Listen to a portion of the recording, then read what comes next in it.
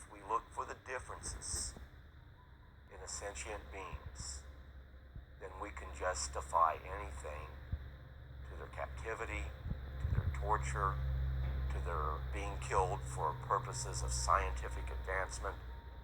We never think about them having a social structure or having a personal life. And I really honestly thought that by now, a decade into the 21st century, the governments would have come clean. That they really finally would have said, we're sorry that we've been keeping this from you, but we wanted to know if it was a threat. Hundreds of thousands have already fallen in the bloody conflict between Iran and Iraq, and I occasionally think how quickly our differences worldwide would vanish if we were facing an alien threat from outside this world.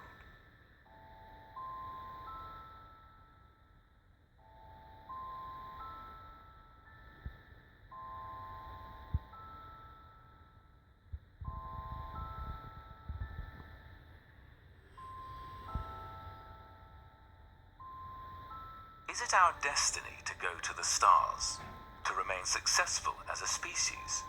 Will we become better predators? Or will we learn to love even those creatures who are strange and frightening to us? Perhaps we will reach not only distant galaxies, but explore higher dimensions of reality.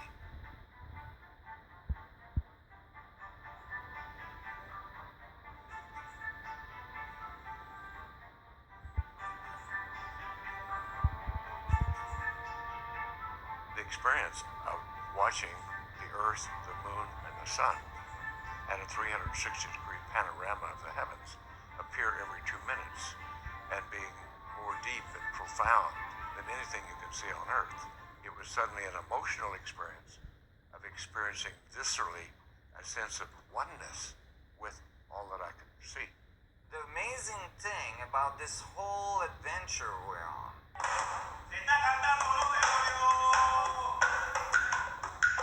imagine the richness of the information that's present in all of the cultures on our planet.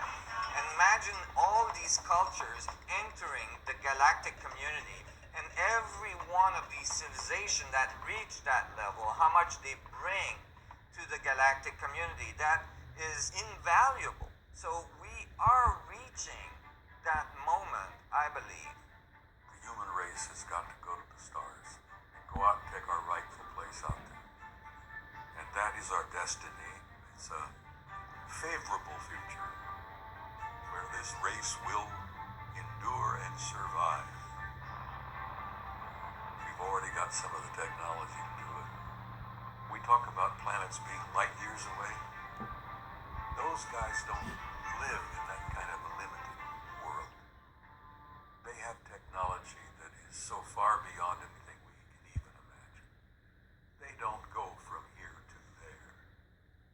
We've already learned to think in warp space in such a way that from here to there is like now. Once you let go of belief systems and you start with a blank sheet of paper and you let information and perception and intuition be your guide, your mind starts to work. It's not shutting out alternatives to left brain belief systems. Your mind is allowed to expand. You haven't built a wall around it anymore. And as Einstein said, you cannot solve problems with the same level of consciousness that created them. A new kind of openness and acceptance of the unknown is spreading all through our culture, and nobody knows it. The media still thinks in these brain-dead cliches, good aliens versus bad aliens, when you have lots of ordinary people who are becoming hyperdimensional beings very quietly in their own living rooms. When this kind of change comes to the human mind, there's always the same disconnect. The people in power get left behind. I believe we as the human race are headed not for destruction but for renaissance. Clearly, our visitors from other worlds have different energy forms of travel. Hyperspace reality, hyperspace technology, physics of which we can begin to work with if we do make valuable contact with these other worlds count.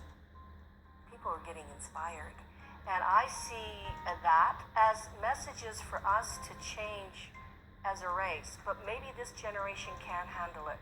So logically, who's going to be changing are the children, the new generation of the future. And with the proper education, I do see changing of a race. I see that they could probably handle contact a lot better than our generation.